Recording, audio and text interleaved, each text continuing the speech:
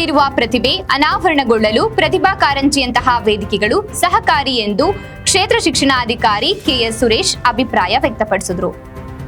ಅವರು ತಾಲೂಕಿನ ತಳಕು ಹೋಬಳಿಯ ಚನ್ನಾಗನಹಳ್ಳಿ ಗ್ರಾಮದ ಸರ್ಕಾರಿ ಹಿರಿಯ ಪ್ರಾಥಮಿಕ ಶಾಲೆಯಲ್ಲಿ ಆಯೋಜಿಸಿದ್ದ ಘಟಪರ್ತಿ ಕ್ಲಸ್ಟರ್ ಮಟ್ಟದ 2024-25ನೇ ಸಾಲಿನ ಪ್ರತಿಭಾ ಕಾರಂಜಿ ಕಾರ್ಯಕ್ರಮವನ್ನು ಉದ್ಘಾಟಿಸಿ ಮಾತನಾಡಿದರು.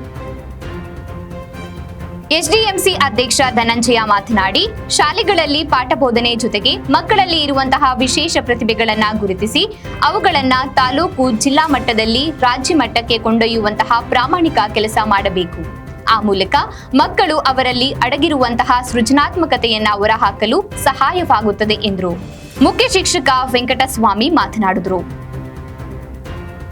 ಇದೇ ಸಂದರ್ಭದಲ್ಲಿ ಗ್ರಾಮ ಪಂಚಾಯತ್ ಸದಸ್ಯ ಸೇವ್ಯಾ ನಾಯಕ್ ಮಾತನಾಡಿದರು.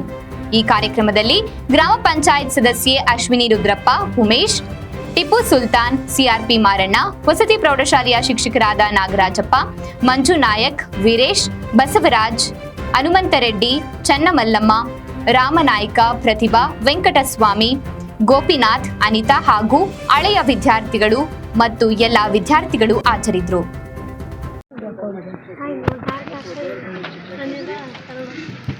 ಯಾವುದೇ ಕಾರಣಕ್ಕೂ ಶಾಲೆ ಮಕ್ಕಳು ಕೊಳೆದಂತೆ ನೋಡ್ಕೋಬೇಕು. ಪ್ರತಿನಿತ್ಯ ಮಕ್ಕಳು ಶಾಲೆಗೆ ಬರಬೇಕು. ಮಕ್ಕಳ ಆರೋಗ್ಯದ ಬಗ್ಗೆ ನಿಗಾ ವಹಿಸಬೇಕು.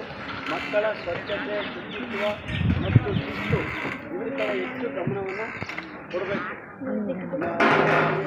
ಕೆಲವೊಂದು ಏನು ಆರೋಗ್ಯಕ್ಕೆ ಸಂಬಂಧಪಟ್ಟಂಥ ವಿಷಯಗಳನ್ನು ಅದೇ ರೀತಿ ನಮ್ಮ ಬಾಲಕರಿಗೆ ತಿಳಿಸುವಂಥದ್ದು, ಅದೇ ರೀತಿ ಪೋಷಕರು